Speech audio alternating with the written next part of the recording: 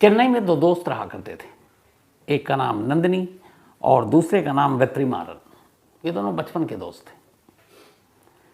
अक्सर दोस्तों में कुछ लड़ाई झगड़ा भी होता है, कई बार एक दूसरे से मुंह फुला लेते हैं, बातचीत होती नहीं, बंद होती है। ऐसा हम सबके साथ होता है, मेरे साथ भी होता है। लेकिन फिर दोस्त दोस्त होते हैं, पलट कर एक दूसरे के सामने आ ही जाते हैं, तमाम जो गिले शिकवे हैं दूर हो जाते हैं। तो नंदिनी और जो वेत्रिमारन है, इनके बीच में भी कई बार मनमुटाव होता है, झगड़ा होता है, लेकिन फिर आपस में एक हो जाते हैं। इत्तेफाक से अभी 3 दिन पहले 24 दिसंबर को नंदिनी का बर्थडे था। अब उससे पहले कुछ झगड़ा हुआ, वेत्रिमारन से उसकी बातचीत बंद थी। अचानक 23 दिसंबर को वेत्रिमारन नंदिनी को फ़ोन करता है और कहता है कि चलो लड़ाई झगड़ा ख़त्म करते हैं, तुम्हारा बर्थडे है तो कल मिलते हैं, कल हम लोग साथ रहते हैं और तुम्हारा बर्थडे धूमधाम से मनाता हूँ और उसके साथ ही मैं तुम्हें एक सरप्राइज़ गिफ्ट दूंगा। नंदिनी को भी लगता है दोस्ती में लड़ाई कितना लंबा खींचें, चलो वो खुश हो जाती है और इस बात पे और खुश होती है कि उसे सरप्राइज़ गिफ्ट मिलने वाला है। वो कहती है ठीक है, मैं तैयार हूँ। 24 दिसंबर की तारीख आती है। वादे के मुताबिक नंदिनी तैयार थी। जो वेत्रिमारन है वो अपनी कार लेकर नंदिनी के पास पहुंचता उसे लेने के लिए।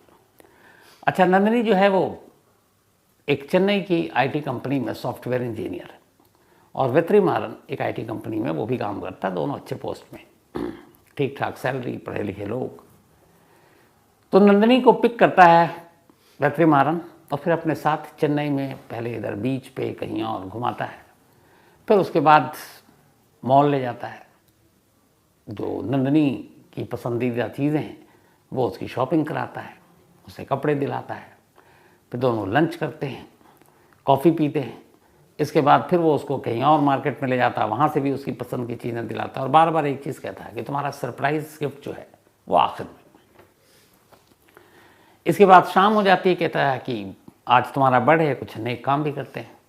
तो उसको किसी अनाथ आलय में ले जाता है, अनाथालय जो वहाँ बच्चे थे गरीब, तो वहाँ पे नंदिनी के बर्थडे की वजह से वो उन बच्चों को कुछ गिफ्ट देते हैं अनाथालय में जाकर, और ये काम वेत्रिमारन ही करता है।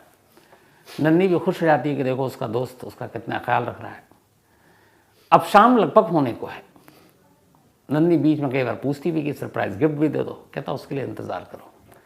अब शाम होने वाली है, नंदिनी को घर भी वापस लौटना है। उसने कहा गिफ्ट, उसने कहा चलो देते हैं। दोनों कार में बैठते हैं।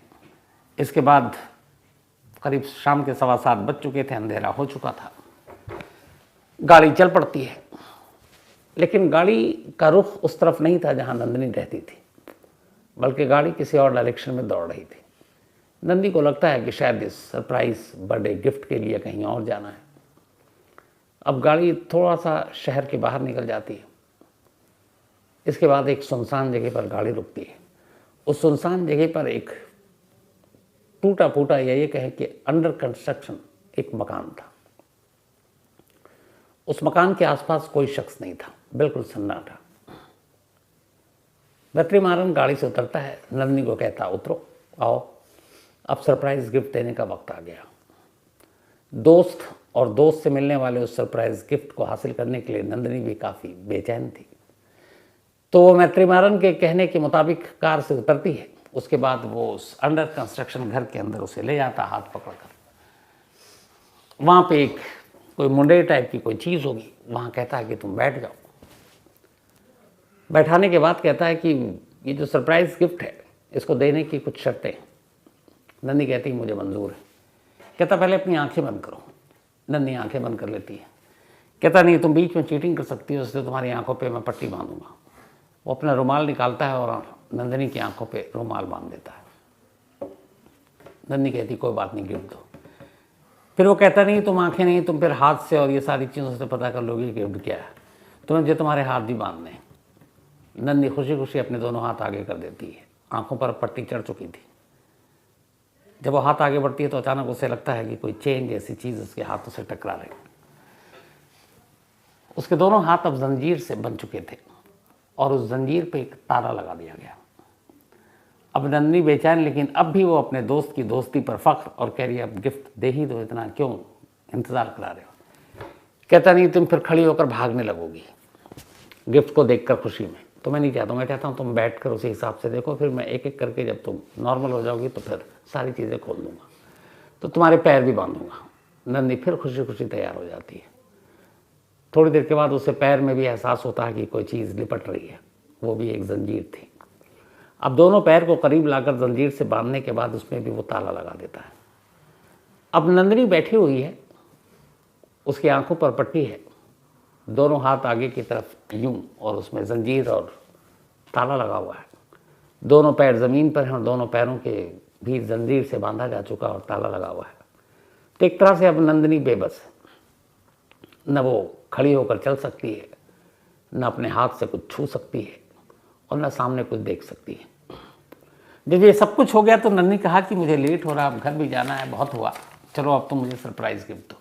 और ये सारी चीज़ें करते हुए बार बार वेत्रीमारन ये भी कह रहा है कि तुम्हारा बर्थडे है और ऐसा सरप्राइज़ गिफ्ट तुम्हें कभी किसी ने नहीं दिया होगा जो मैं आज देने जा रहा हूँ। और नंदिनी का जोश या एक्साइटमेंट एक तरह से बढ़ता जा रहा है। ये सब कुछ हो गया, अब वो सिर्फ गिफ्ट का इंतज़ार कर रही है। उसे लग रहा है कि अब वेत्रीमारन को गिफ्ट देगा और उसकी आंखों की पट्टी खुलेगी, हाथों की जंजीर खुलेगी, पैरों की जंजीर खुलेगी, और वो गिफ्ट लेगी और फिर दोनों घर जाएंगे। लेकिन तभी अचानक उसे एहसास हुआ कि जैसे उसके सर से नीचे धीरे धीरे कुछ पानी टपक रहा है।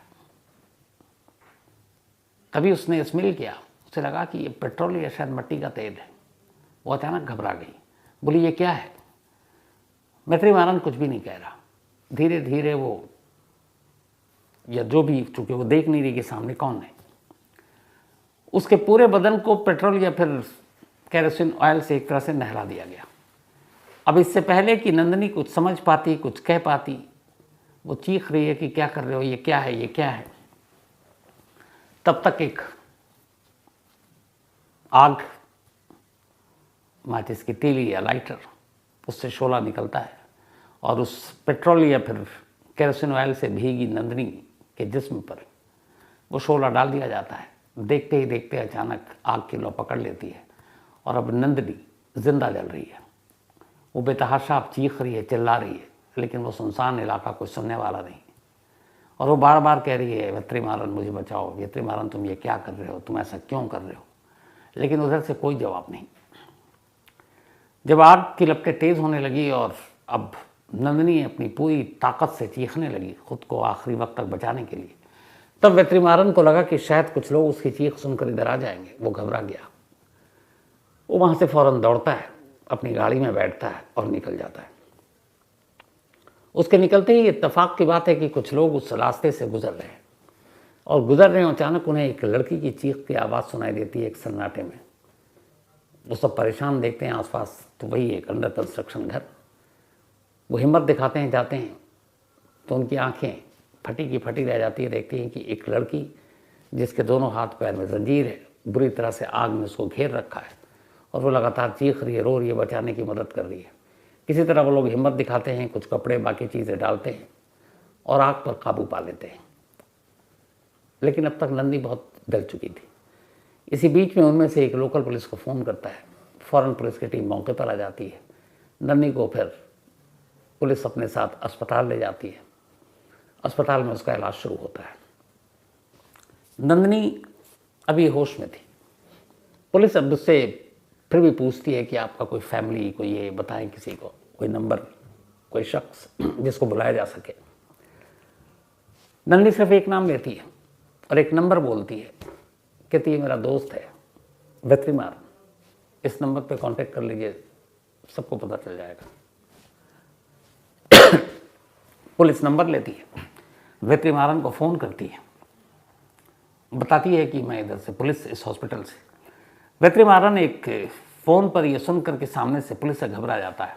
लेकिन तभी पुलिस वाला कहता है कि एक लेडी है जिनको किसी ने जलाने की कोशिश की, वो अस्पताल में है और अभी उन्होंने, जब हमने पूछा कोई आपका परिवार का या कोई दोस्त, तो उन्होंने आपका नंबर दिया, तो वो यहाँ एडमिट हैं, आप आ जाइए उनको देखने के लिए।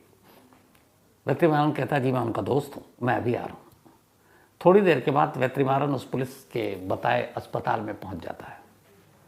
वहाँ जाता है, पुलिस वाले उससे पूछते हैं, अब चूँकि वो बहुत ज़्यादा जली हुई है तो वो बिल्कुल आईसीयू के 1 वार्ड जो होता है उसमें है। पुलिस वाले उससे पूछते हैं, बताता है कि हाँ मैं इसका दोस्त हूँ, इनका नाम नंदनी है, आज इनका बर्थडे था, लेकिन ये पता नहीं कि ये सब कुछ कैसे हुआ। तो पुलिस वाले कहते हैं अच्छा कोई बात नहीं। अब नंदनी का भी कोई स्टेटमेंट नहीं लिया गया है, हालत ख़राब है।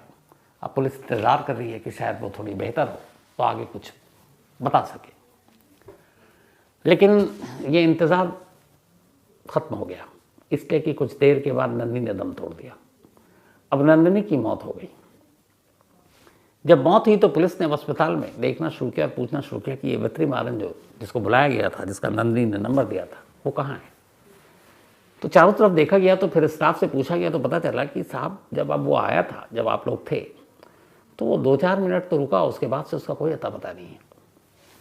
अब पुलिस परेशान, पुलिस ने वेत्रीमारन के मोबाइल पे दोबारा कॉल किया जिससे बुलाया था, वो स्विच ऑफ। पुलिस को लगा कि ये कैसे हो सकता है कि एक मरती हुई लड़की आखिरी वक्त में अपने एक दोस्त का नंबर दे रही है और कह रही है कि यही है सब कुछ, और वो उसको मरता हुआ छोड़कर अस्पताल से भाग गया। खैर पुलिस को लगा कि हो सकता है बहुत करीबी दोस्त ना हो, कुछ और काम हो, आजकल दुनियादारी में बाकी रिश्ते नाते तो पीछे रह जाते हैं। तो पुलिस ने फिर भी उनके परिवार को नंदनी के इन्फॉर्म किया, परिवार वाले आए, उसके बाद बॉडी ले गए, अंतिम संस्कार हो गया। लेकिन जिस तरीके से ये सारी चीज़ें हुई, जो चश्मदीद था, दोनों पैर हाथ में जंजीरें बंधी थी, आंखों पर पट्टी थी, तो उससे साफ था कि नंदनी को जिंदा जलाया गया, यानी कि एक मर्डर का केस है। पुलिस ने मर्डर का केस दर्ज किया, तफ्तीश शुरू की। अब तफ्तीश शुरू करने के बाद पुलिस की नज़र में पहली जो चीज़ थी वो वही वेत्रीमारन था, क्योंकि नंदनी ने आखिरी वक्त में उसका नाम दिया था। अब उसका मोबाइल स्विच ऑफ, लेकिन फ़ोन नंबर था।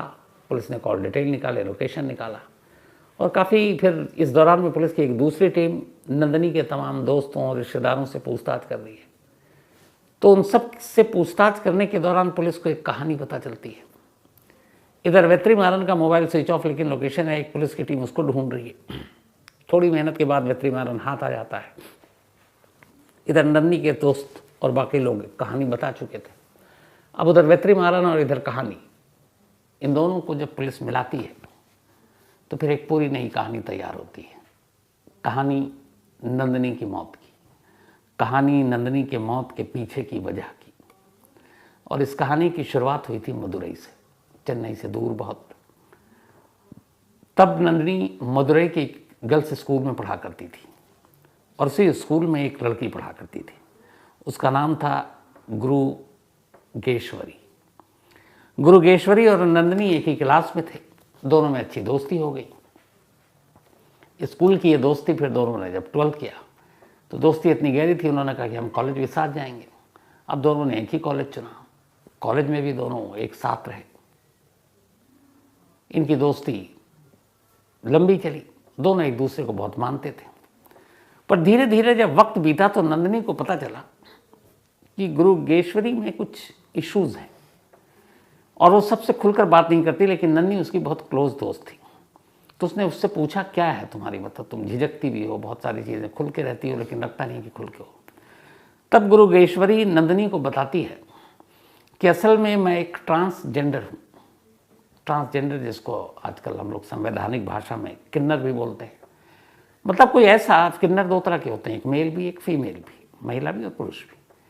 तो एक ऐसी लड़की जो पैदा तो लड़की हुई है, लेकिन उसके अंदर के जो सारे हार्मोन्स कहें, हाव भाव कहें, भावनाएं कहें, जज्बात कहें, वो लड़कों वाले हैं।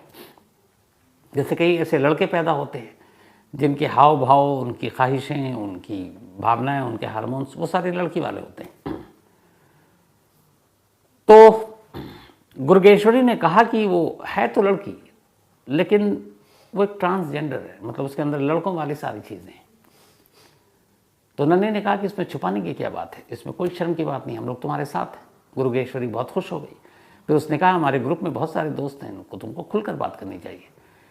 गुरुगेश्वरी ने अपने ग्रुप के सारे दोस्तों से बात की, लेकिन जब उन दोस्तों को पता चला तो धीरे धीरे उन दोस्तों ने उससे दूरियां बनानी शुरू कर दी। इकलौती नंदनी थी जो गुरुगेश्वरी की इस सच्चाई को जानने के बावजूद उसके करीब रही, और उसकी दोस्ती पर कोई फर्क नहीं आया। इस दौरान में दोनों की पढ़ाई कंप्लीट हो गई, दोनों अच्छी पढ़ाई की थी, अच्छी नौकरी मिली, नन्नी सॉफ्टवेयर इंजीनियर बन गई, गुरुगेश्वरी एक IT कंपनी में ज्वाइन कर दिया। फिर एक रोज़ उसने नंदिनी से कहा कि मैं चूँकि ट्रांसजेंडर एक किन्नर हूँ, तो मैं ऑपरेशन कराना चाहता हूँ और उस ऑपरेशन के बाद मैं पूरी तरह से एक मर्द की तरह अपनी ज़िंदगी जीऊँगा। अभी तक वो गर्ल्स स्कूल और वहाँ पे वो एक लड़की वाले टाइप में रहती थी, और दोनों नंदिनी और वो एक तरह से लड़की में दोस्ती थी। नंदिनी ने कहा कि अगर तुम्हें इससे खुशी मिलती है तो तुम बेशक कराओ। इसके बाद गुरुगेश्वरी ने ऑपरेशन कराया। ऑपरेशन के बाद अब वो गुरुगेश्वरी से वेत्री मारन बन गई। बचपन की दोस्त गुरुगेश्वरी बड़े होने के बाद लड़के के रूप में अब उसने अपना नाम बदलकर वेत्री मारन रख लिया। नन्नी को इससे कोई आपत्ति नहीं थी। उसके बाद भी दोनों की दोस्ती चलती रही, लेकिन बीच बीच में लड़ाई झगड़ा भी होता। इसी दौरान में 2023 आ गया। अब दोनों सेटल हैं, नौकरी कर रहे हैं। वेत्री मारन कहीं ना कहीं नंदिनी को लेकर एक तरह से उसके दिल में बहुत कुछ था। उसे लगता था कि वो नंदिनी से प्यार करता है। उसे ये भी लगता था कि अब उसने ऑपरेशन करा लिया है और वो एक लड़की से लड़का बन चुका है, तो नन्नी उसके लिए एक बहुत बेस्ट लड़की होगी शादी के लिए। तो धीरे धीरे करके उसने एक रोज़ नन्नी से अपने दिल की बात कह दी। नन्नी को ये बात बड़ी बुरी लगी। उसने कहा, देखो हम बचपन से दोस्त हैं, मैंने कभी तुम्हारे बारे में ऐसा नहीं सोचा। एक तो ये उम्र का एक बड़ा हिस्सा हम दोनों ने लड़कियों के साथ ही तरह ही गुजारी, क्योंकि तुम गुरुगेश्वरी थी। अब इस मोड़ पर आकर तुमने ये जो भी किया, और मैं तुम्हारे फैसले से वो थी कि तुम जो करना चाहो, जिससे तुम्हें खुशी मिले, तुम लड़की से लड़का बन जाओ, लेकिन मेरी इस दोस्ती को या इन चीज़ों को तुम उस एंगल से मत देखो कि मैं तुमसे प्यार करती हूँ। अब ये बात वेत्रीमारन को बड़ी बुरी लगी। इसी बीच में वेत्रीमारन ने कई बार देखा कि वो किसी और लड़के से बात कर रही है, हंस हंस कर बात कर रही है। उसके मोबाइल में और भी कई नंबर हैं, व्हाट्सअप चैट कर रही है एक दोस्त की तरह। वेत्रीमारन को लगा कि ये बहुत बुरा कर रही है, क्योंकि नंदिनी सिर्फ मेरी है। वही एक तरफा इश्क का जुनून। उसने फिर नन्नी से एक दो बार और कहा कि देख लो, हम दोनों की ज़िंदगी अच्छी निभेगी। नन्नी ने साफ मना कर दिया। इसी मना करने की वजह से दोनों के बीच में बातचीत बंद थी, और ये बात थी अक्टूबर-नवंबर की। लंबे वक्त तक बातचीत बंद रही। ऑपरेशन कराया था गुरुगेश्वरी ने जाकर बेंगलुरु में, और बेंगलुरु में ही वो नौकरी कर रहा था। नंदिनी चेन्नई में नौकरी कर रही थी। तो अक्टूबर-नवंबर में फिर उसने इस टॉपिक को छेड़ा और दोनों में झगड़ा हो गया, बातचीत बंद हो गई। इसी दौरान में 23 दिसंबर को काफ़ी लंबे टाइम के बाद वेत्रीमारन ने नंदिनी को फ़ोन किया। उसने कहा, चलो पुरानी बातों को छोड़ते हैं, नई ज़िंदगी शुरू करते हैं। तुम्हारे फैसले से मैं सहमत हूँ, तुम अपनी ज़िंदगी जियो, मैं अपनी, लेकिन हमारी दोस्ती तो कायम है। तो इसी दोस्ती के नाम तुम्हारा बर्थडे साथ सेलिब्रेट करेंगे, और इस बार मैं तुम्हें एक सरप्राइज़ गिफ्ट दूंगा। ये कॉल उसने 23 दिसंबर को किया, और 24 दिसंबर को वो सरप्राइज़ गिफ्ट यही था जो मैंने आपको शुरुआत में बताई। आँखों पे पट्टी, दोनों हाथों में चेन ताले, पैर में चेन ताले, और उसके बाद नंदिनी को जिंदा जलाना। ये उसका सरप्राइज़ गिफ्ट था। वेत्रीमारन पुलिस के कब्जे में है। फिलहाल पुलिस की इस कस्टडी में है। पुलिस उससे पूछताछ कर रही है और बाकी तमाम चीज़ें, सबूत इकट्ठा करने की कोशिश कर रही है। तो ये थी एक सरप्राइज बर्थडे गिफ्ट की कहानी। कैसे कैसे लोग इस दुनिया में होते हैं। अब कहानी ख़त्म करूं उससे पहले वही अपना सिलसिला। आज नेहा सली, इनका बर्थडे है, तो हैप्पी बर्थडे नेहा। और ये जो भेजा है,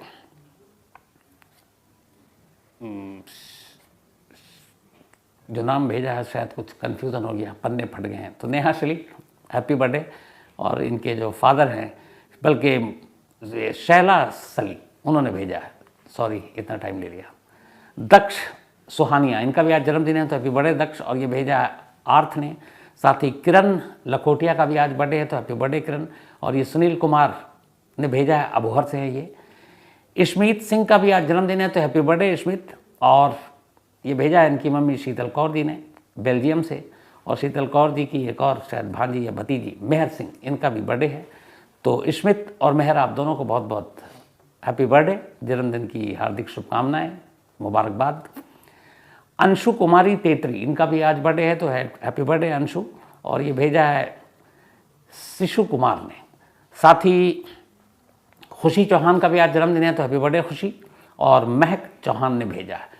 क्या खूबसूरत नाम है, देखिए खुशी का बर्थडे है और विश किया है उनको महक ने, एक तरफ खुशी एक तरफ महक, बहुत ही खूबसूरत नाम दोनों के।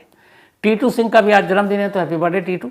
और ये भेजा है रूपक कुमार सिंह ने, साथ ही धान सिंह आर राजपूत, इनका भी आज जन्मदिन है, तो हैप्पी बर्थडे धन सिंह जी आपको।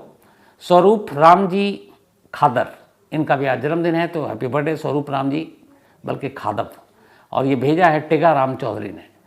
साथ ही मोनिका, इनका भी बर्थडे है, बल्कि 23 को था। और ये मोहित हुडा साहब ने भेजा, ये नाराज़ भी हो गए, मैंने बताया था 23 को हम लोग थे नहीं, पिकनिक मनाने चले गए थे। तो बिलेटेड हैप्पी बर्थडे मोनिका जी। साथ ही संगीता राठौर, इनका भी जन्मदिन है, हैप्पी बर्थडे संगीता जी। और ये भेजा ताराचंद जी ने, ताराचंदा ने। संदीप कालियाल, इनका भी बर्थडे कल था, बल्कि 25 को, तो बिलेटेड हैप्पी बर्थडे संदीप।